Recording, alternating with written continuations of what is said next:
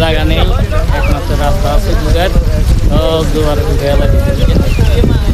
হ্যাঁ, তোমরা সবাই কেমন আছো? আলহামদুলিল্লাহ ভালো আছি। ভালো আছো? কেন জি মতিরাট কেমন লাগে? আলহামদুলিল্লাহ ভালো লাগে। ভালো লাগে। এখন তো দুয়ার চলিয়েছে, ঘুরবে কেন? এখন আমরা ভাগ্য খারাপ, এখানে তোমার আইলাম, আমরা আসছি।